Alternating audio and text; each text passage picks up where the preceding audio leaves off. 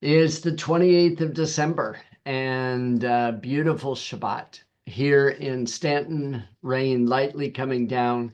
It explains why we have full lakes and beautiful green land. I mean, the soil up here is amazing and it grows everything and anything. And what a blessing from Yahweh.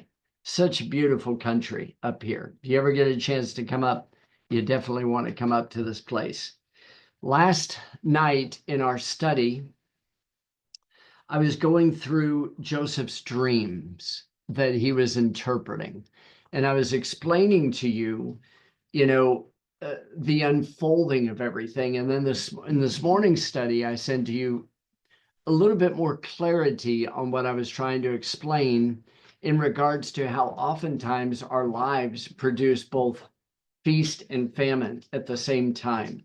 And it seems like such a paradox. But I can tell you from my own personal experience, there are some things in my life to where Yahweh is just like, you can just see he's just abundantly providing all kinds of things inside of your life.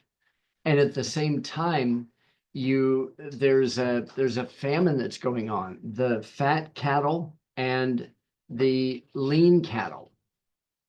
I also shared with you last night that, and this is where we need to open up our hearts in the deepest way. This is one of my most probably most conscientious thoughts that I keep in front of my mind at all times.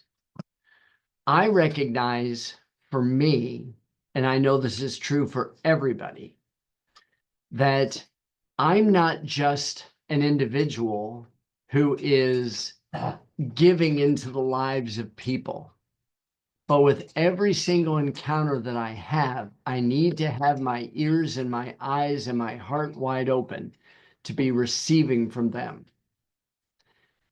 There's a tendency that I have to fight. And that tendency is I know more than so-and-so. But yet, as I learned from a former teacher and a former coach and a former athlete and a former athletic director and all the things that I've done in times past, it doesn't matter who it is that's in my life. If my ears and my eyes and my heart are wide open, then I'll be learning. I can learn from every single person. If I don't have that mindset, then I really can't experience a reciprocating relationship. And a reciprocating relationship is not just me giving and a person listening, but it might be me giving and the person's receiving and they're giving back. Or it might be a person giving into my life and I'm receiving, and then I'm responding and giving back. Love is always a two-way street. It's never a one-way street. It's always two-way. The problem that we face is that many of us, and I mean many of us, we don't know everything about all the situations. So we create in our mind and in our imagination scenarios to fit our reality. Little do we know that what's going on is that there's things happening behind the scenes that Yahweh's trying to use in my life in order to be able to grab my attention and to bring me to a point to where I'm ready to step up into a new realm. So when I think of a situation, instantaneously my mind might think, well, that's because of this, and this. But in actuality, I really don't know why this, and this, and this. The stuff that goes on in my life, I say, why is that happening? I'm doing this, and this. So why isn't this happening? And as I shared with you last night, because Yahweh is doing more than just me. I'm part of relationships that are intertwined. And instead of trying to direct and correct everybody, I need to focus my attention on making sure that I'm going in the right direction. And if I'm going in the right direction, living in such a way that people want what I've got because it's genuine. And if they want what I've got, then we can walk together. And that's what John said in 1 John chapter 1. He said, these are the reason why I'm writing all these things to you, that your joy might be full. So what John was doing into the lives of those believers, he was writing those things that they could experience the exact same joy that he was experiencing. If I'm living my life in such a way that my light is shining and it's not being hindered, then it's not being used as a flashlight to beat people over the head and say, listen to me and follow my light. It's to shine the light. So many people have spiritual migraines today. The spiritual migraines, and I would have to identify that there's times when I've got the spiritual migraines. The spiritual migraines are when I've been hurt by so many different things that if you shine the light in my eyes, it really, really hurts. But if you shine the light on my path, then I can follow it. That's what Hanukkah's about. That's what this winter season's about. In preparation for Passover and unleavened bread and first fruits and Shavuot, trumpets and atonements and Sukkot. That's what it's all about. It's about us shining the light and living in such a way that I'm prepared so that everybody that comes into my life will be able to experience the joy that I have in Messiah. It doesn't mean that I don't experience famine. It doesn't mean that you don't have rough times. It doesn't mean that you're living in sin if something goes wrong. It just means that Yahweh's working out a bigger scenario. Now, if I was going to give you one word for this morning, it would be the word masquerade. So that's the word that is in my mind. As I was just expressing things to you a second ago, the word masquerade comes to my mind. And you say, well, what do you mean? There are two masquerades going on in this story. The story of Joseph getting ready to reveal himself to his brothers. There's a masquerade from the boys towards Joseph, and there's a masquerade from the servants in Joseph's house towards the brothers, and a masquerade from Joseph towards his brothers. One of the things that I believe is a clear misnomer is that when Yeshua returns, everybody thinks, according to 1 John chapter 4, they're going to say, 1 John chapter 3, verse 1 through 3, that when he appears, we're going to know him just as we are known. Well, that's dealing with a different passage. It doesn't just mean Yeshua returns and then all of a sudden, wow, I recognize him. In fact, when Joseph reveals himself, Joseph, a picture of Yeshua, reveals himself to his brothers, it's a masquerade. He's wearing a mask. He doesn't look Jewish. He doesn't look Hebrew. He doesn't look Israelite. He doesn't look any of those terms. He looks like an Egyptian. His eyes are probably painted. His head is probably shaved. He probably doesn't have a beard. He's wearing long flowing robes.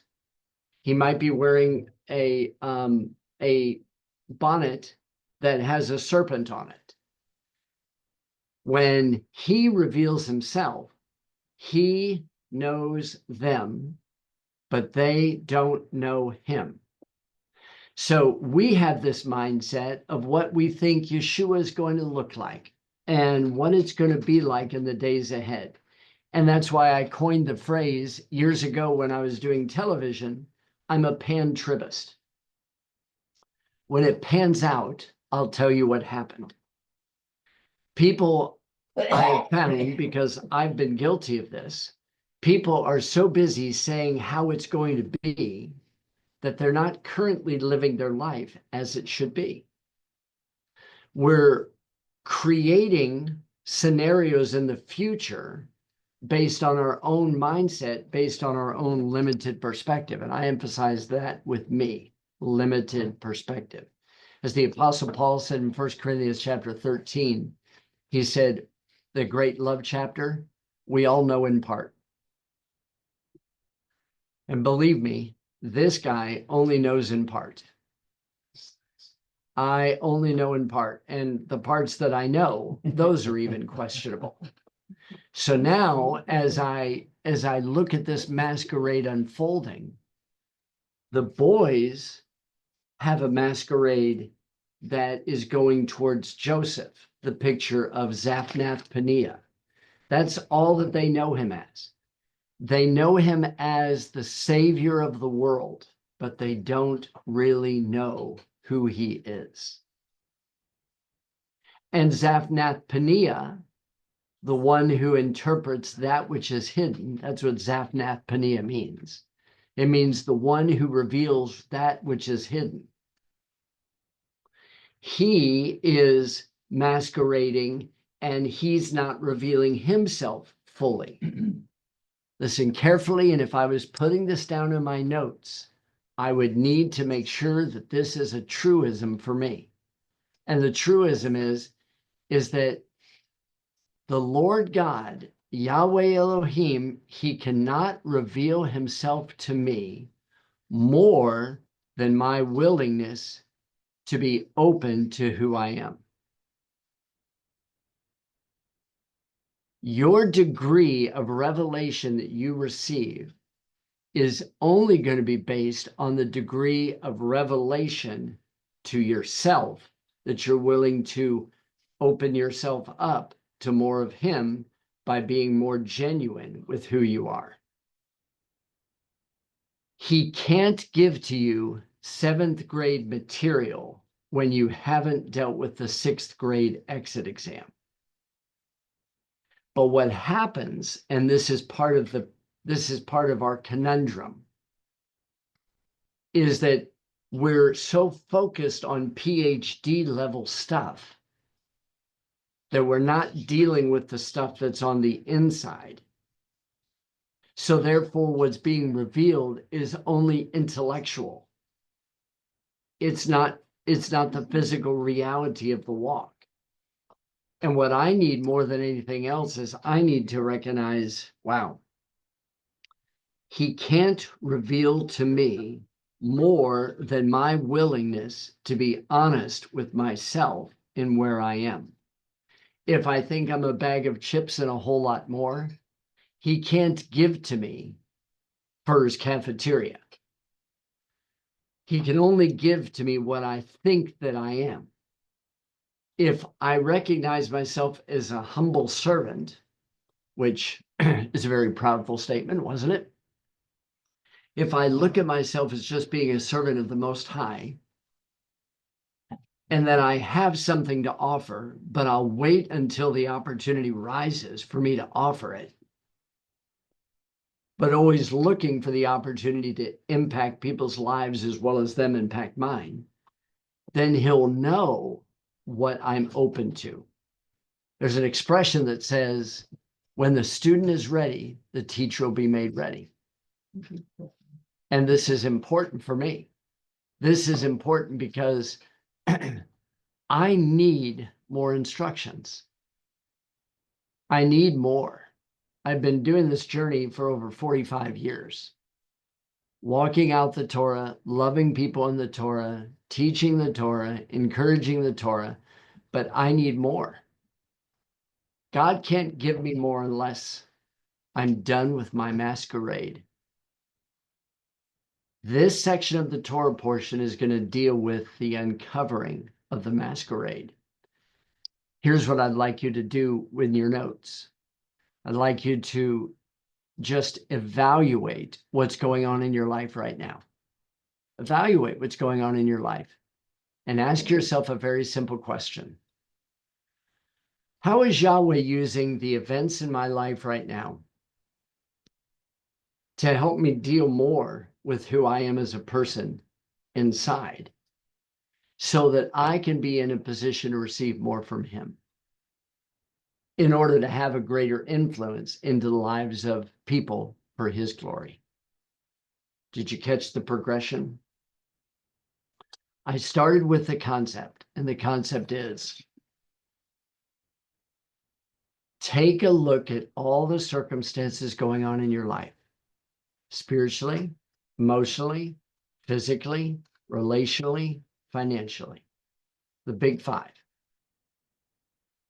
And ask yourself, Father, how are you using these events in my life in order to be able to help me deal with me and to help me understand maybe the masquerade that I'm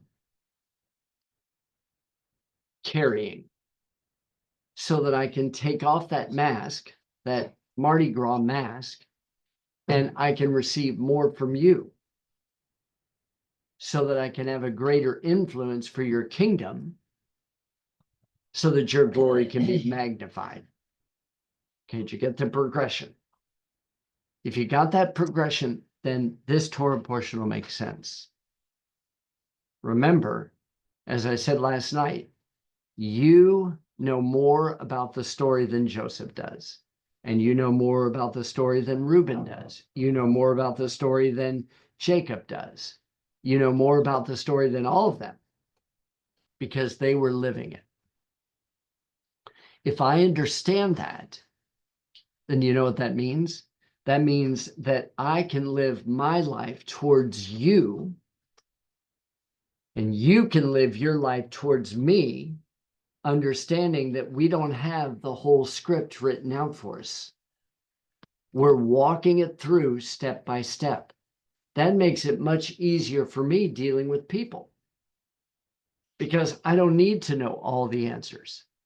I just need to be willing to walk with them in the details of life as they walk with me, in order for us to get a further revelation of him, so we can influence people for his kingdom and give him glory.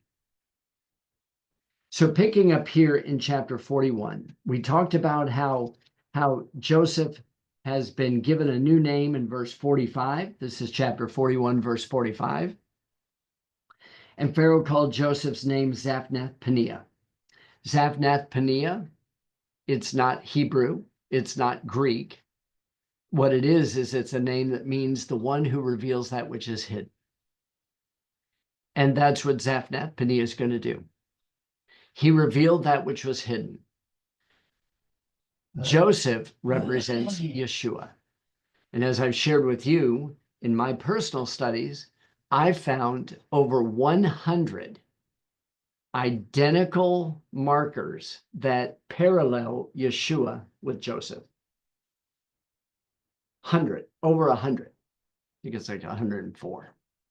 And I'm sure there's more.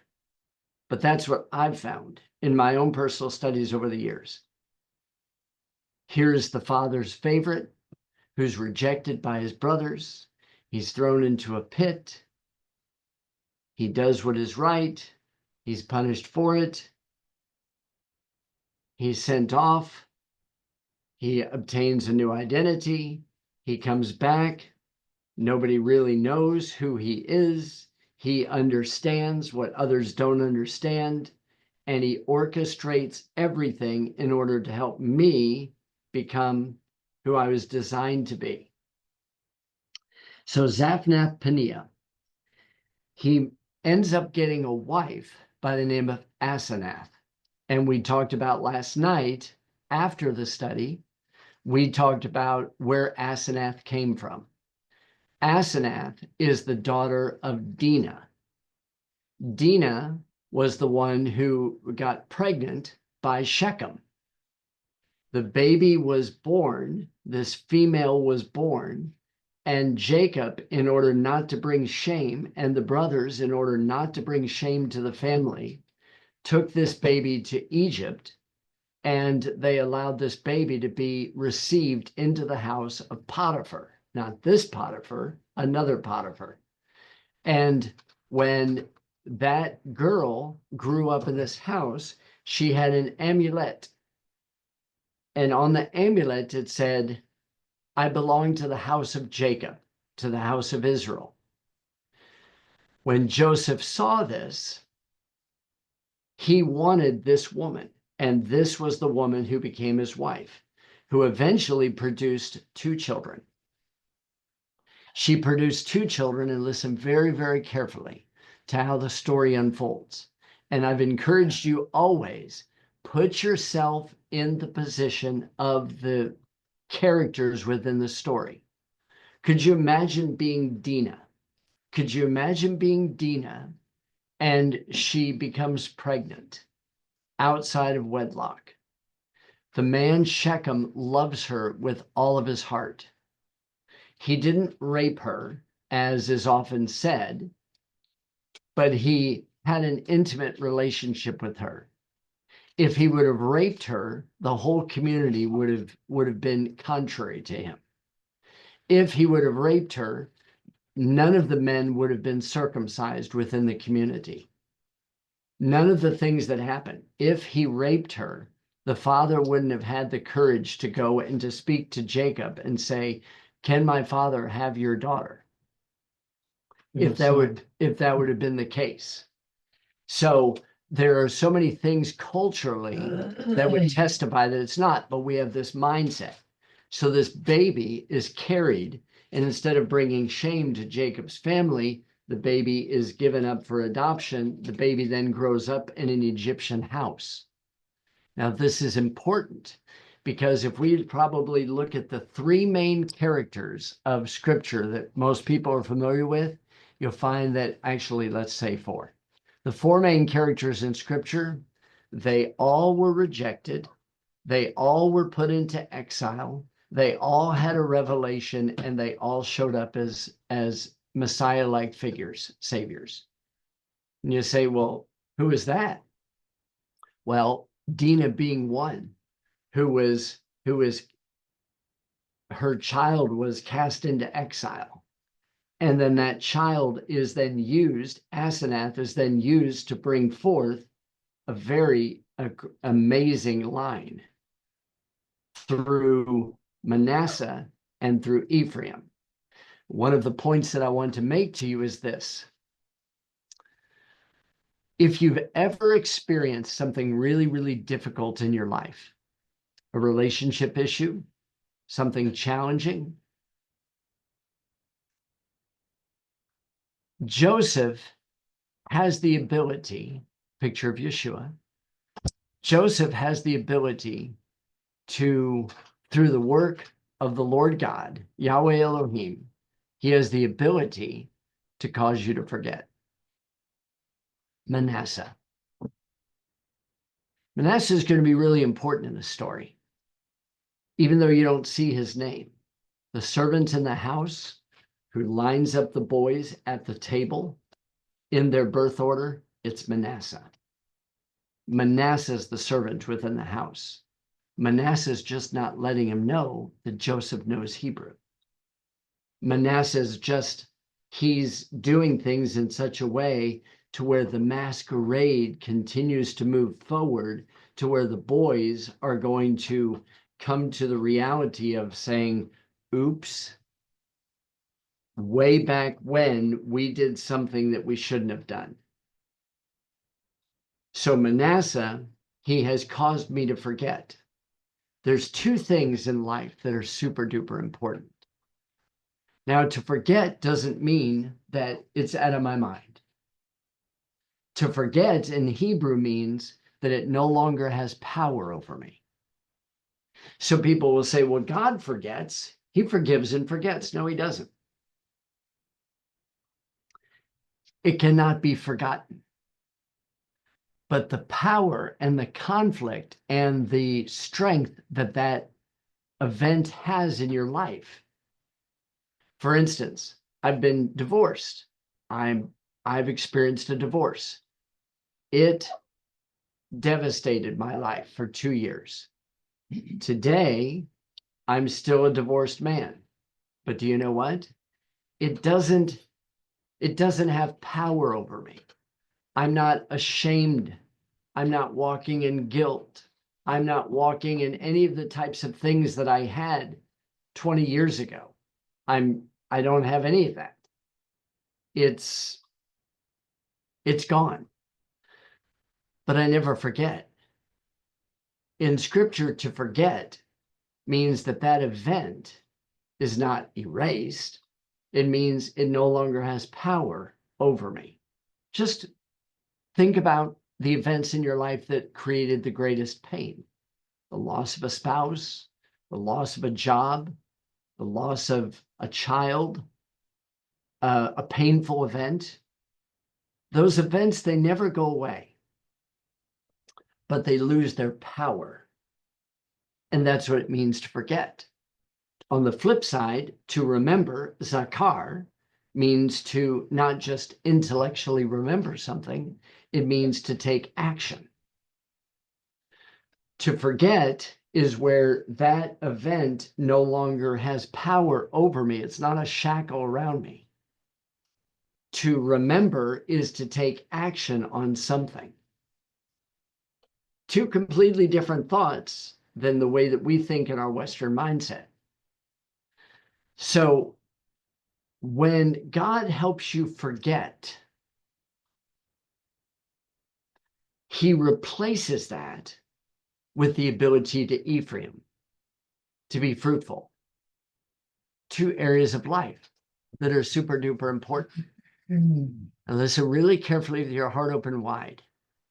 If there's something from my past, bitterness, anger, resentment, frustration, whatever it is, whatever degree it is, if you've got that in your life, that one reality, if it doesn't become a Manasseh, God has caused me to forget, you can never be fruitful in that area. And that's what happens here. He receives a wife by the name of Asenath, which was God working behind the scenes, taking things that weren't kosher in Denmark and then orchestrating them for good, as we know from Romans chapter 8, verse 28. And we know that all things work together for the good to them that love God, to those who are called according to his purpose. As chapter 50 will tell us in verse 20, what you boys meant for evil, God meant for good. If I can begin to understand that no matter where you are in life, you're exactly where Yahweh wants you to be. You'll say, well, what if I'm living in rebellion? You're exactly where he wants you to be. What if I'm living with resentment and anger and bitterness? He's exactly where you want him to be. You're right in the middle of God's will. You say, that doesn't make any sense. That doesn't sound spiritual. You're exactly where you need to be. Do you know why?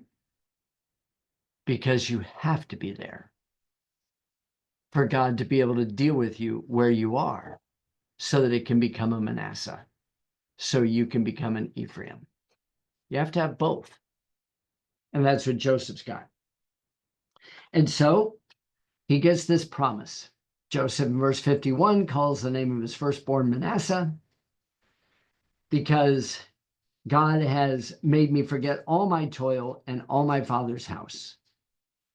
And the name of the second called he Ephraim. Now, did you notice what he said? All of my toil. What toil was that? The toil when he was working in Potiphar's house, the toil when he was in prison. And he's made me forget my father's house. What? No, he's not forgetting that his father is Jacob, whose name is changed to Israel. He's not forgetting his other brothers. He's not forgetting them. What he's doing is he's forgetting the pain of those relationships that have been shattered and broken, that have been rejected. And the name of the second he called Ephraim, for God has caused me to be fruitful in the land of my affliction. And that's usually where you bear your fruit, is when you're going through the tough times. 7 years of plenteous was in the land of Egypt. They came to an end. And the 7 years of dearth became to come, according as Joseph had said, and the dearth was in all the lands, but in all the land of Egypt there was bread.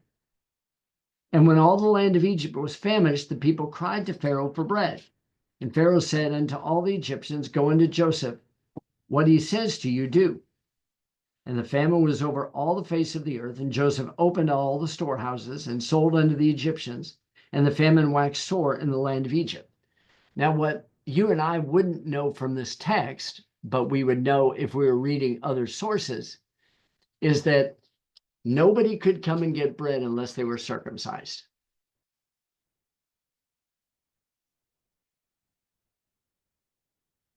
You say, what? Why would that be the case? Is that just some Judaism commentary? Or what would be the purpose? Well, let's just fast forward into the future. Joseph, the savior of the world, Zaphnath Paneah, the one who reveals that which is hidden, the one who God has caused him to forget all of the misery and the rejection that he's experienced and has caused him to be fruitful in the land of his affliction, who has been part of this process of plenty, is now in the middle of the famine. And what he does is, just as Yeshua, who is the antitype of the prototype Joseph, the people who are going to receive bread in the coming day during the time of famine are going to be the people who by faith come to the one who's in control of everything. Now, what's important to know, remember I gave you the word masquerade? See, nobody knows that Joseph is Joseph.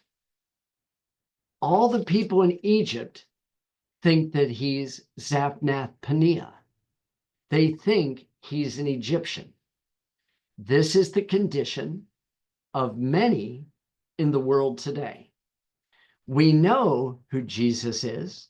We know who Yeshua is. We're willing to follow him. We don't know much about him, but we do know that I need to put my trust in him so that he will provide for me what I need. This is the condition of the church universal right now. They know him without knowing him. They just know that he will do something, but they don't really know who he is. They don't know that he's the Father's favorite. They don't know that he's the firstborn. They don't know that he was given the vision where everything will come to him and he will be the provider of all. They don't know that. All as they know is that the one who is like his father, Pharaoh, has put him second in command, and whatever he says, the people must do if they're going to get the bread. And so, according to the Midrashes and according to other writings, what Joseph does, he says, all of you guys are going to have to be circumcised. Well, for the sake of bread, the people do. So then it says, the text goes on to say, in verse 56, the famine was over the face of the earth. Joseph opened up all the storehouses and sold unto the Egyptians, and the famine waxed sore in the land of Egypt. And all countries came into Egypt to Joseph to buy corn, because that the famine was sore in all the lands. So don't expect, when Joseph starts revealing himself during the time of the upcoming famine, that you're going to find him sitting in Jerusalem. He's going to be right smack dab in the middle of the world. And he's going to provide, not from Jerusalem, he's going to provide outside, at least if we're following the pattern, which is consistent through the prophets. Now, notice what happens in verse 1 of chapter 42. So Jacob is in the land of Canaan. Joseph is in Egypt. There's a huge distance between the two. Notice what verse 1 says. It says, now when Jacob saw that there was corn in Egypt, how did he see that there was corn in Egypt? He's in Canaan. He's in the promised land. How did he see that down in Egypt there was corn? Now, what's interesting is, if I take a look at the word shavar or savar, there's a play on words in Hebrew for this word for corn, because the word for corn is also the word for hope.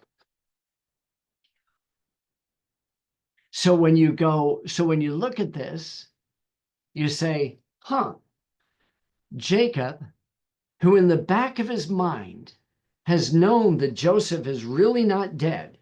That's why he's constantly mourning. He knows that there's hope. And as Rose said just a second ago, very quietly, the word tikva in Hebrew is the word for hope. That's one of the words. That's not the only word. There's a play on the word shavar and savar. If I was spelling it for your notes, it'd be SHEVAR and SAVAR, the word for hope.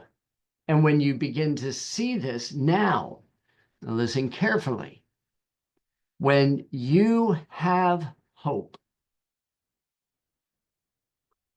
life is a tree of life.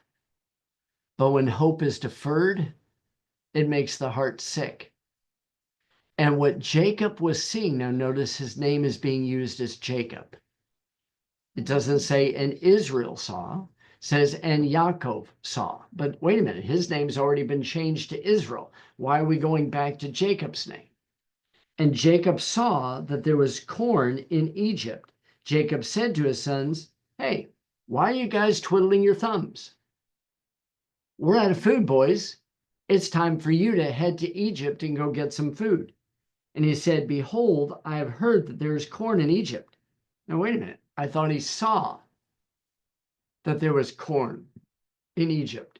Now, why is it saying that he heard that there's corn in Egypt? Because his seeing was from his mind's eye. His hearing is through his Shema mind. Doing versus the hope of what's there. They didn't have Twitter, and they didn't have Facebook, and they didn't have Instagram, and they didn't have text messaging. But word got around, especially during famine. There's hope. Get you down there and buy for us from there that we may live and not die. So Joseph's 10 brethren went down to buy corn in Egypt. But Benjamin, Joseph's brother, Jacob, he didn't send, lest something would befall him. And the sons of Israel came to buy corn among those that came, for the famine was in the land of Canaan. Joseph was the governor over the land. He was the mashavar over all of the land. In other words, he was the guy who was responsible for making sure that everybody got bread. That's what he was. That was his role, to make sure that those who are hungry were fed. But in order to feed them, they had to come to the source. I bet you can think about that. And he it was that sold to all the people of the land. By the way, it costs. It's not free. It costs. This is a direct parallel to Matthew chapter 25, verses 1 through 13, in the parable of the 10 virgins, the 5 wise, and the 5 foolish, and the 5 foolish who didn't carry an extra measure of oil, and the 5 wise said, well, go and buy from those who sell. There's a relationship between the corn and between the oil. And if I'm going to have my needs met, I have to go and buy it from the one who sells it. And if I understand that, then I'll understand that it's not just freebie. I can't sit around and twiddle my thumbs. I've got to get up. I've got to go pursue the one who has the food source, And then I need to say, let me pay you for your services.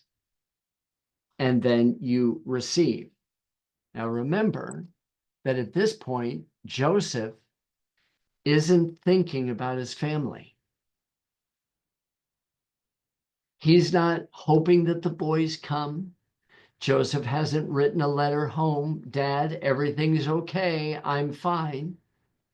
The boys haven't sent a search party out for Joseph. It's now been 20 years since they've seen each other. We're now 2 years into the famine, so now it's a total of 22 years since they've seen it, and here comes the boys. Joseph doesn't know the boys are coming. Joseph doesn't know what's going on in their lives. Joseph is just ready to take care of the needs of the people who come to him. And Joseph saw his brethren, and he knew them, which is the same way it is with Yeshua. He knows you. But he made himself strange to them. And the word for strange, now listen really carefully because this is very bizarre. It's the word which means he made himself like a pagan to them. Now, Joseph is Hebrew as Hebrew can be. Joseph raised up his 2 boys in a Hebrew mindset with Asenath, a daughter of Tamar or Dinah, who's connected to Jacob, okay, through Leah. And so the Torah is such a powerful part of their life, but he makes himself known as though he's a pagan. That's what he's doing to them. And he speaks roughly to them. See, now pay close attention. See, what we want to do is we just want to speak peace and love and joy. But what Yeshua is going to do in a coming day is when his brethren who've rejected him, and I'm not talking about Jews, I'm not talking about Israelites, I'm talking about people who know who he is, but they really don't know who he is.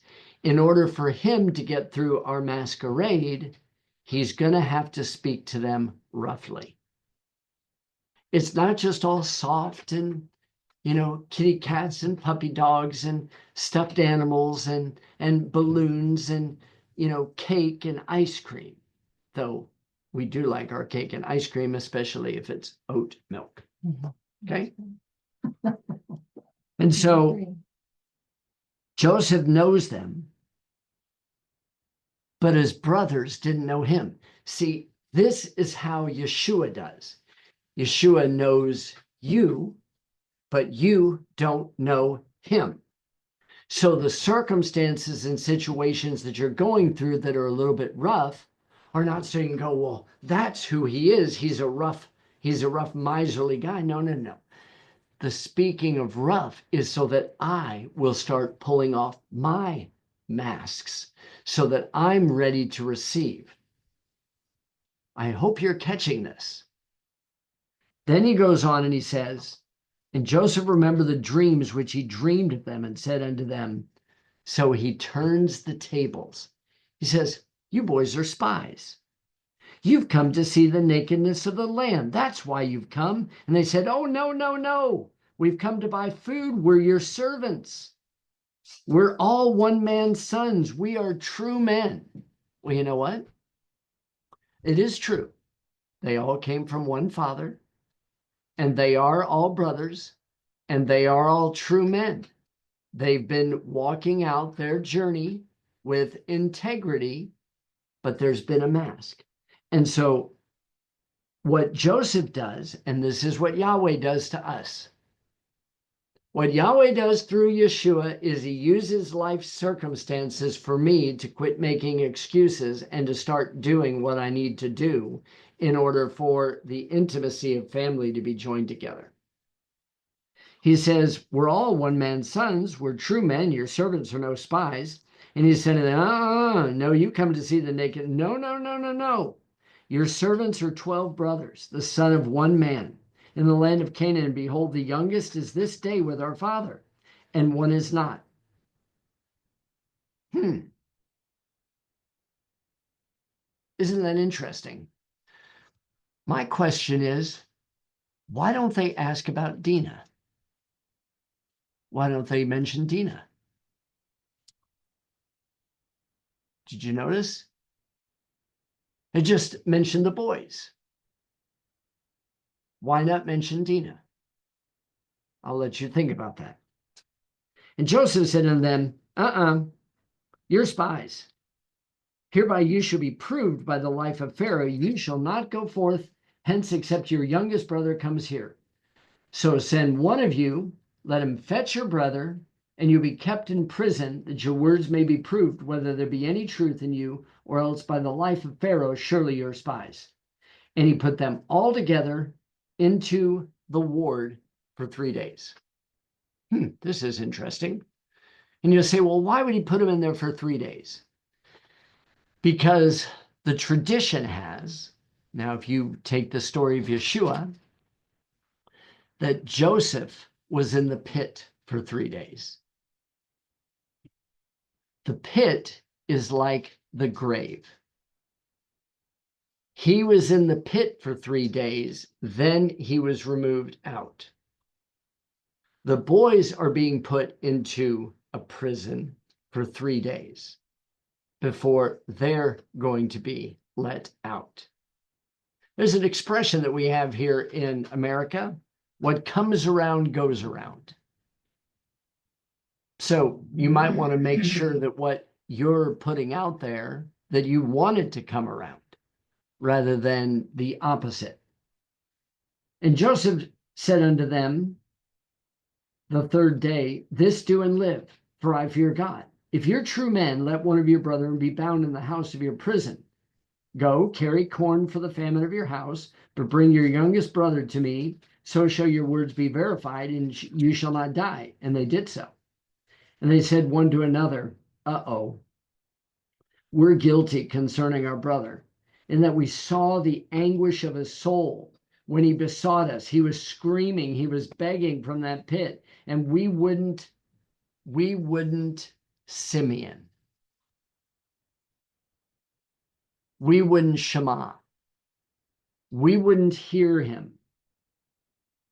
Therefore is this distress come upon us. And Reuben answered them, saying, I told you guys, I told you, don't sin against the child. You wouldn't hear. You wouldn't Simeon me. Therefore, behold, also his blood is required. Now, let me give you a good piece of wisdom. Take this and you'll win at life. Don't, you'll lose. Let's say that you got in a dispute with somebody and they were wrong because they didn't listen to your advice. You can easily come back and say, I told you so, I told you so, I told you so. What good was that? It's like the kid who's climbing up in a tree and his mom said, don't climb up in the tree, you're going to get hurt, a branch is going to break. The branch breaks, the kid falls, breaks his arm, and the mom comes running over. Instead of taking care of the arm, she says, how many times did I tell you not to climb in that tree? Boy, are we the most self-justifying, arrogant piece of snobby nobbies that you've ever been around? People in general. We just have to be right, don't we? We just have to be right. But God's trying to teach us something here. And he goes on and he says, okay, the boys say we're guilty. And they knew not that Joseph understood them, for he spoke unto them by an interpreter. And he turned himself about from them and he wept. Now, why did he weep? Because he sees Benjamin. Things are beginning to crack. Benjamin's not here yet. Guess what's happening? They're cracking. They're beginning to recognize we made a mistake. Joseph doesn't go, well, good. Now that your boys have figured it out, Good. Now fall on your knees and repent. It's not what Joseph does. Joseph turns away and he weeps. The one who knows how to reveal those things that are hidden, Zaphnath Paneah. He has wisdom to be able to do things. So then he returns to them again, communes with them, and who does he take?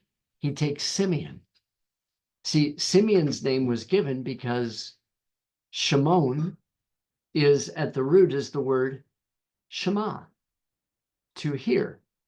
So because they wouldn't listen to Reuben, Shimon, then Shimon, Simeon, is left behind in the jail, and the boys are going to go back and get Benjamin. So what kind of life lesson is there for me? The life lesson is this. There's areas of my life that I just don't listen. That's just how it is. There are areas in my life that I just don't listen.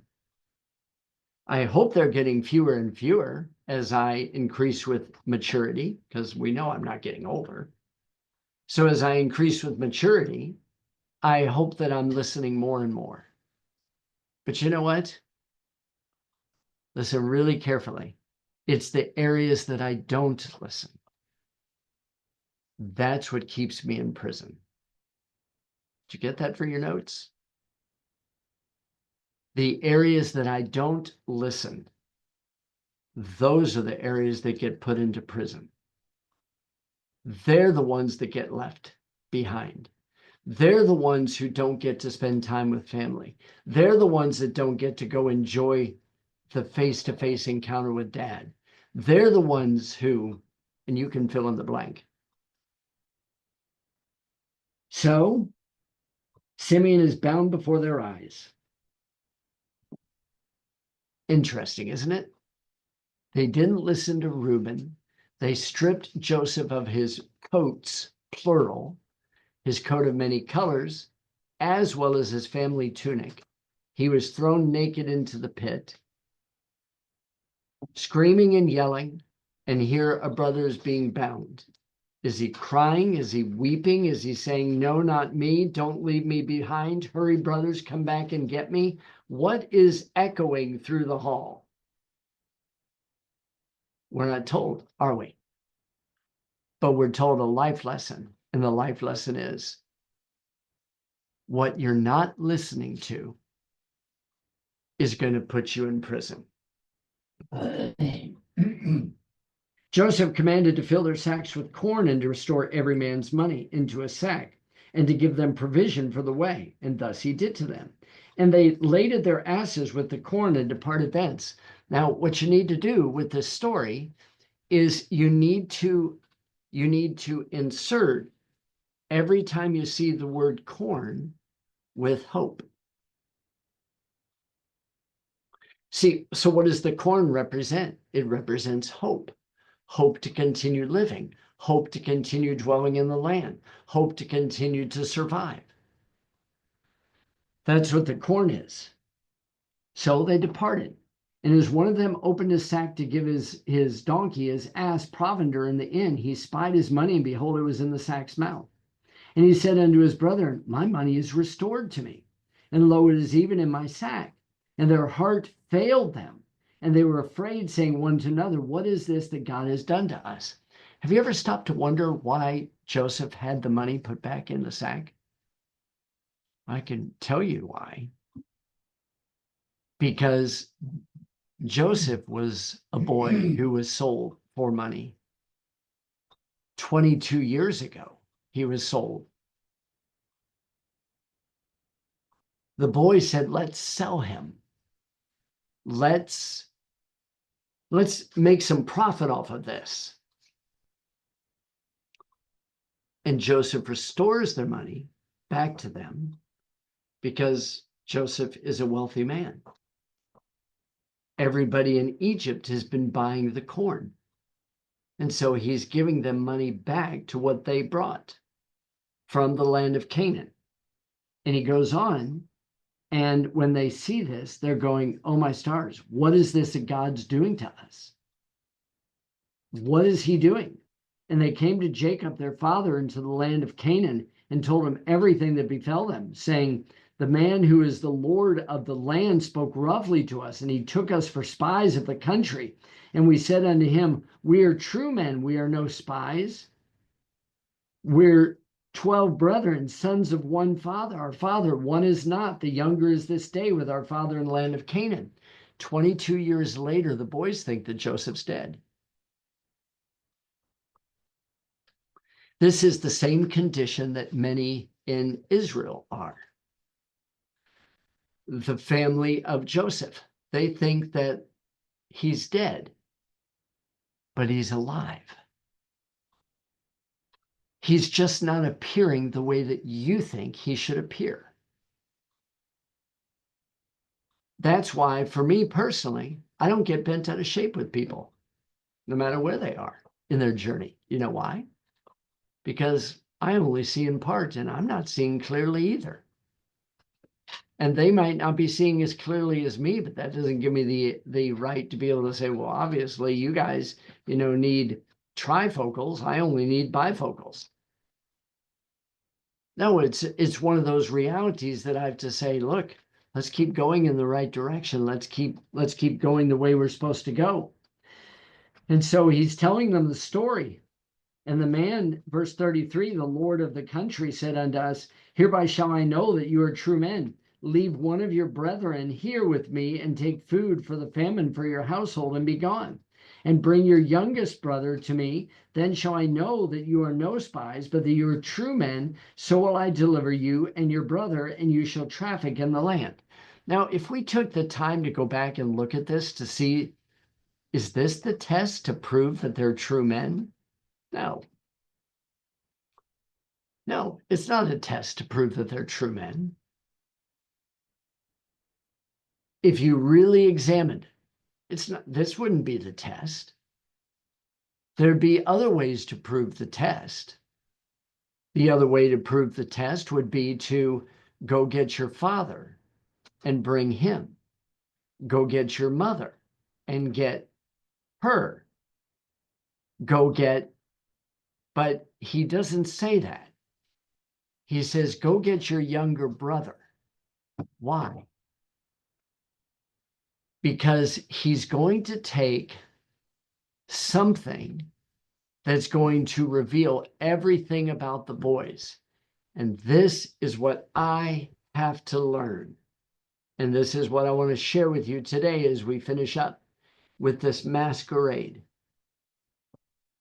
What I have to learn in my life in regards to Benjamin, am I going to allow my bitter experience, my envy, my hatred, my feelings towards another person for whatever reason to hinder me from experiencing life to the fullest?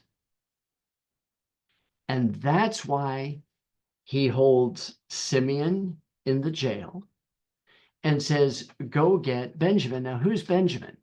Benjamin is the second son of Rachel, who, when she gave birth to Ben-Oni, he passed away. And as I shared with you in one of our studies, in Hebrew, Ben-Oni just doesn't mean son of my sorrow. It also is son of exaltation. And what Jacob did was he actually identified with his honey bunny's name of Ben-Oni, but when she passed, he changed the name to Benjamin, because the woman would always name the child, except in the case of Esau, when they both named the child. There's so many things behind the scenes that we don't pay close attention to, either culturally or in reality for ourselves. Go get Benjamin, because I want to know, do you still hate Joseph? Joseph's dead. Do you still carry that root of bitterness around with you in Hebrews chapter 12? It's affecting everybody and their grandmother. Are you holding on to that still? Go get Benjamin, the son of his right hand, and bring him back. So then Jacob, whose soul is knit together with Benjamin, it's interesting because in verse 36, and Jacob, their father, said unto them, me have you bereaved, Joseph not, Simeon is not, and you will take Benjamin away. All these things are against me. And Reuben spoke unto his father, saying, and this is idiotic. So let me express to you. You don't always have to speak what's on your mind. And if you don't have wisdom to speak, to esteem the situation, zippa the lippa. And this is what Reuben does. Reuben, who has been disqualified as the firstborn. Reuben, who just got done speaking up to the brothers, saying, I told you so, I told you so. Reuben, who thinks that he's a bag of chips and a whole lot more now, says to his father, I'll make you a deal, father. Slay my 2 sons if I don't bring him back to you. I will save the day. Okay, well, great. Do you know what the root word of Reuben is? Re'eh. And re'eh means to see. You just wait and see. I failed you back then, but I was going to rectify the whole situation. I was going to pull Joseph out of the pit. The brothers didn't listen to me. Now you need to listen to me, Dad. I really will take the role of the firstborn and I'll come and rescue him. And if not, then slay my 2 sons. Now the grandfather, the grandfather of the 2 sons has got to be saying to himself, you got to be kidding. That's your solution? If you don't bring Benjamin back and Simeon back to kill your 2 sons, then I will have lost Joseph, Benjamin, Simeon, and your chances of coming back are going to be slim pickings. And then you want me to kill your 2 grandsons? Oh, that was a brilliant plan. See, there's something that's lacking inside of my life. Now, I'm just talking about me. It's not the biggest thing in my life, but it is a serious reality inside of me. And that is, I'm always trying to prove that I'm good enough.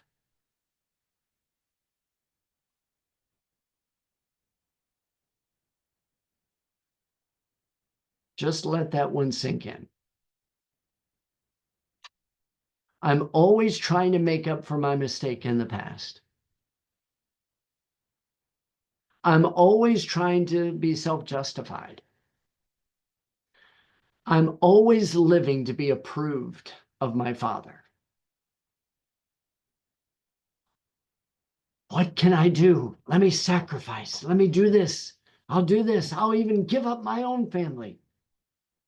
And he said, my son shall not go down with you, for his brother is dead and he is left alone.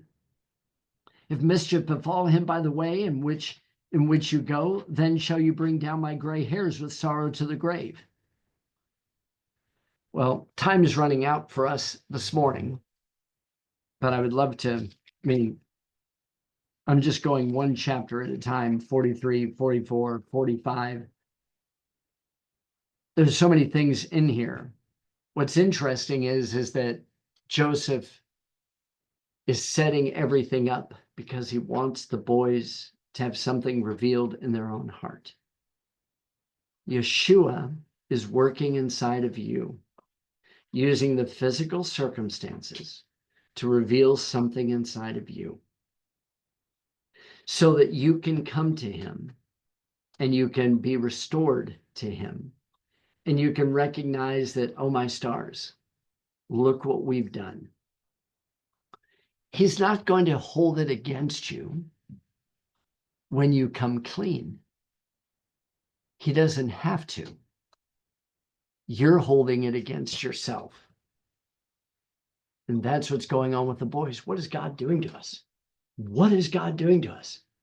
Man, he's finding everything out about us. And this guy, this Zaphnath Paneah guy, the one who reveals that which is hidden, he's using he's being an instrument by God to be able to reveal inside of my life the areas that we've made mistakes in the past where we deceived dad, we're deceiving ourselves, we're doing all these different types of things, and they're beginning to recognize. Zaphnath-Paneah knows exactly what he's doing. It's not vengeance is mine, says Zaphnath-Paneah. He wants one thing more than anything else. I just want the family to be restored. That's why in Jeremiah chapter 31, why Rachel is still weeping for her children, so that the family will come back together again. But there's divisions, isn't there? There's divisions everywhere, isn't there? There's divisions. He said this, she said that. They did this, they did that. There's divisions everywhere. I'm angry at this person, angry at that person, bitter at this person, this and blah, blah, blah, blah, blah, ad nauseum. Spiritual vomit going everywhere. And we don't recognize the spiritual vomit. So in chapter 43, Judah steps up, and he steps up in the most amazing way. And in chapter 44, and I'll just finish up with just a few minutes in chapter 44. Okay, this is and I want to help you understand something. And maybe something behind the scenes that you may or may not know. But in chapter 44, when it says, and this is after the boys have already been sat down, the boys have had their birthrights revealed by the way that they sat down at the table, and they were eating and they were drinking and they were marrying in the presence of Joseph, and Joseph still, hasn't revealed himself to them. Then in chapter 45, the boys have to go back and bring corn back to their dad. Now, here's something important. This connects you to Matthew chapter 18, but here's something very important. In my life, the areas that I'm not listening, do you understand that that's going to be in bondage until the day I'm ready to face it? It's always going to be there. It's always going to be there. It's always going to be around every corner. It's going to be around every decision. It's going to be around everything in your life until you deal with it. Simeon has been left behind. Do you have any earthly idea how long Simeon was left behind?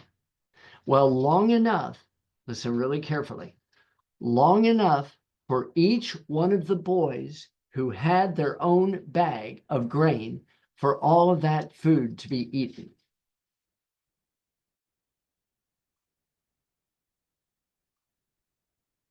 Out of sight, out of mind. Isn't that what we normally think? Yes, out of sight, out of mind, but never out of your mind. It's always in the back of your mind. It's always there. It's gnawing at us continuously. It's like the servant who wasn't faithful. And he owed his master 10,000 pounds, 10,000 talents. And he couldn't pay, and the master forgave him. But he wouldn't forgive the debt of a guy who owed him a Big Mac, an order of fries, and a chocolate shake. So he was thrown into prison until he paid in full. That's the Simeon story. That's the story of anger. That's the story of bitterness. That's the story of the masquerade. It's the story of the masquerade. So look at what Joseph does. Joseph, do you want to know how to get to the bottom of everything? You may remember that Rachel, when she left the house of Laban, do you remember she took the teraphim, the idol, for necromancing, for divination, for being able to see things that you couldn't normally see? You remember how she took those idols? And she hid them. And you remember how when Laban went searching, he went from the oldest to the youngest through tents. And then when he came to Rachel's tent, she said, "You'll have to excuse me. I'm experiencing my menstrual cycle. And this is, I can't get up because that's what's going on right now," when she was actually sitting upon the idols. And eventually she ends up dying, right? Now notice what ends up happening with the silver cup. Zaphnath-Paneah knows exactly what he's doing. He knows, listen very carefully, he knows what the boys think of Rachel. She's that woman who's a diviner. She's that woman who's into all of that stuff. She's the mother of Joseph. She's the mother of Benjamin.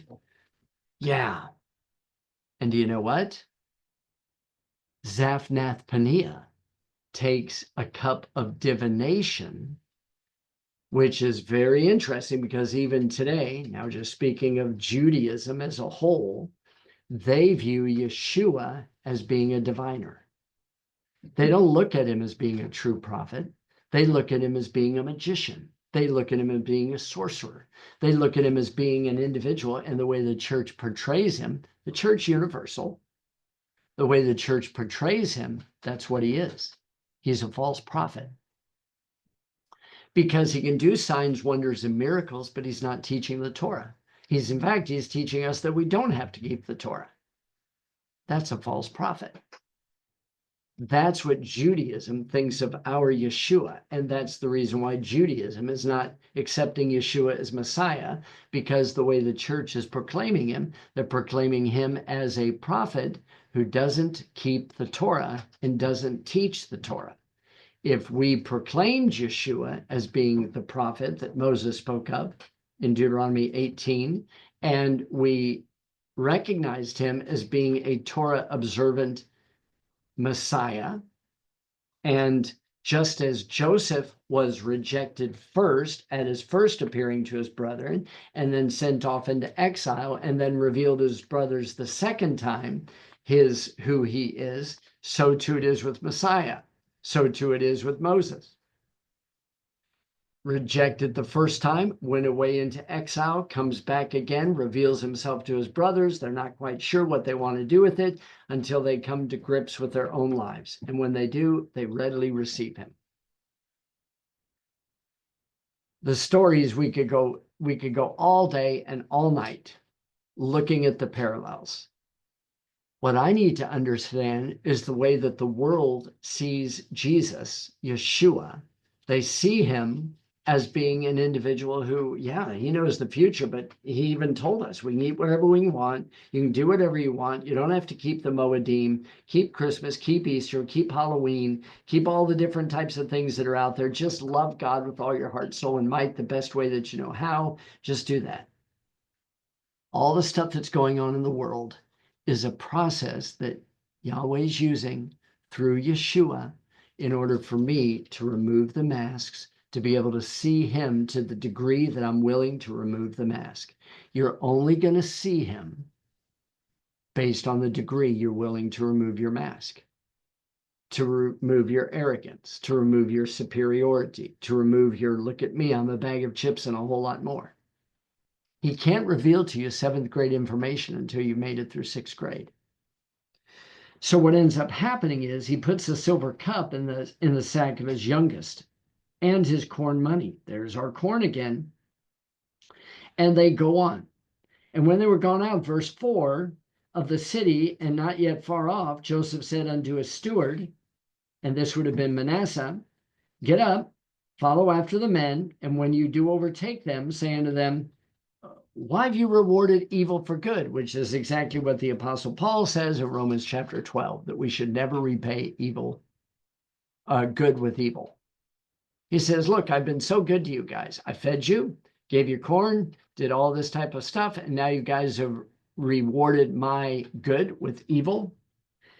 Is not this it which my Lord drinks, and whereby indeed he divines? You've done evil in so doing. And he overtook them, and he spoke unto them these same words. And they said unto him, wherefore says my Lord these words? God forbid that your servant should do according to this thing. Behold, the money which we found in our sacks, mouths, we brought again to you out of the land of Canaan. How then should we steal out of the Lord's house silver or gold? With whomsoever of your servants it be found, both let him die, and we also will be my Lord's bondmen. We'll serve you forever. And he said, now also let it be according to your words. He with whom it is found shall be my servant, and you shall be blameless. Then they speedily took down every man his sack to the ground, and opened every man his sack. And he searched and began at the eldest and left at the youngest. And the cup was found in Benjamin's sack. The same process that Laban went through with with all the family of Jacob, from the oldest to the youngest, not finding it, but in the youngest, in Benjamin's sack, was found this cup of divination. The child of Rachel, the one who took Laban's divination idols, is the one who's got this. Now put yourself in the position of the boys. Oh, yep. There we go again. There's Rachel's kids once again, doing that once again, coming through. First it's Joseph, then it's Rachel. But remember, they're not upset at Joseph and they're not upset at Benjamin. They're ticked off at Jacob. They're ticked off at Jacob. They just have misapplied anger, as I shared with you guys in one of your studies last week. Misapplied anger. So the boys, what's going through their mind right here? And so they rent their clothes and laden every man his ass and returned to the city. And Judah and his brethren came to Joseph's house, for he was yet there, and they fell before him on the ground. And Joseph said unto them, what deed is this that you have done? Do you not know that I am such a man as I can certainly divine? So look what Joseph's doing. Joseph's saying, yeah, I'm identified with Rachel, that one who took the teraphim, the one who took those instruments of divination, my cups of divination. Don't you guys know I can see into the future? Don't you know I can read things like you can't imagine? Don't you know I can see what's really going on here? What he's doing is he's connecting pieces of the puzzle, because the boys have started to crack, and they started to crack, and then they were loved. And they felt comfortable and warm and cozy in their nice environment, in their shul, in their synagogue. They felt comfortable, cozy in their pews. They felt comfy, cozy in their beds. They felt wonderful and warm. But now they're going back, and they're taking Simeon back with them. And now they're going back, and you go, they got Benjamin with them. Everything's hunky-dory, only to find out the story's not over, because the vessel hasn't been broken yet. So here's where Judah steps up. Judah already stepped up back in chapter 34, big time. But now Judah has to step up for his brothers.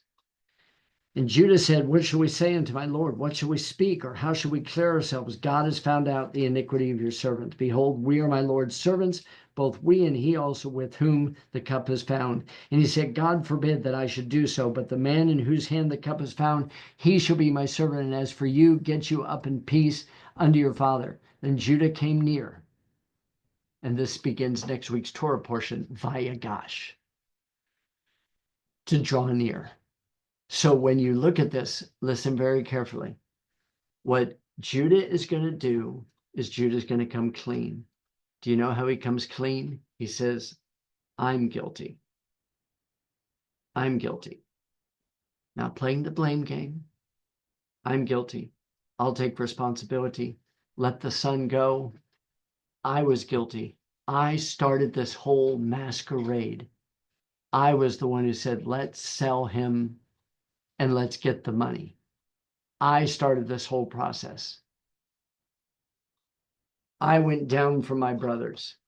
I've created more problems than you shake a stick at. He comes clean and he draws near. When I'm speaking of me, when I draw near to Joseph, to Zaphnath Paneah, to the one who has the understanding of that which is hidden and he reveals it, when I understand that he's constantly using the circumstances of life to speak to me, when he's constantly working diligently in my life because he wants intimacy and he wants the family restored, I need to draw near to him and I need to say, I was wrong. Will you forgive me? Take me. I will be your servant. Just please. That boy, my dad's soul was knit with him. That boy comes from my dad's favorite wife. I realize I was not my dad's favorite. In fact, I spent my whole life trying to get attention from my dad, but I couldn't get it. I recognize all the years of anger and frustration and bitterness and resentment and jealousy and envy. I was wrong. Take me. Boom. The ice is broke. Now it's broke. This is where next week, Joseph's going to reveal himself to his brothers. There's a lot that's yet to come. The masquerade is still on. It's still on. In here. I'm telling you, it's still on.